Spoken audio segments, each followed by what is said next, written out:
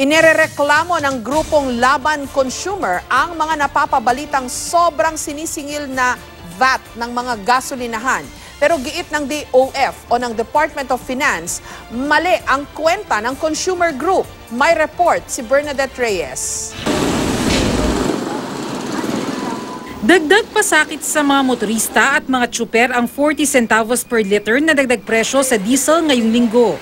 Pero sabi ng grupong Laban Consumer, sobra raw ng 2 centavos ang value-added tax o VAT na sinisingil sa bawat litrong pinakakarga sa mga gasolinahan.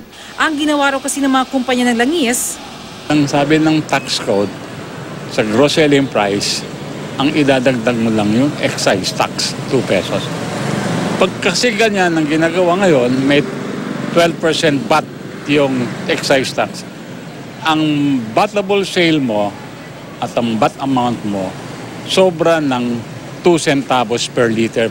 hinihingi ng Laban Consumer sa Department of Energy ang kabuuang nabentang produktong petrolyo noong 2018 para makwenta kung magkano ang sobrang nasingil ng mga oil companies. Malalaman natin kung magkano yung aming report na sumobra ang VAT. Right? Hindi lamang magkano, saan ito napunta, at saka paano ito ginamit. Sabi ng Department of Finance, mali ang kwentang ginawa ng Laban Consumer. Pinapatawan din kasi ng 12% VAT ang excise tax. Kaya imbis na 2 pesos lang, 2 pesos and 24 centavos ang kabuuang ipinapataw na buwis kada litro ng gasolina at diesel. Tinanggal po niya yung 24 centavos. At pagkatapos po nun, kinumpute po niya yung gross selling price without the 24 centavos.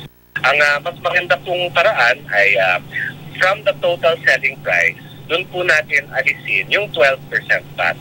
Tapos, yung binayaran po na 12% VAT ay i-recompute po natin kung tama po ba based on the gross selling price.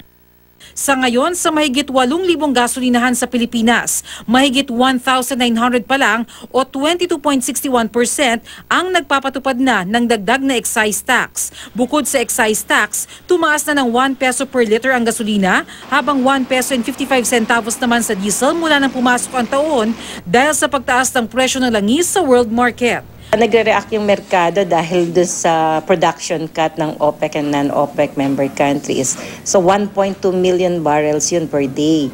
Plus the fact na kahit hindi ganun kagandahan yung mga economic activities, ito nalalapit yung Chinese New Year. So tataas ng konti ang demand.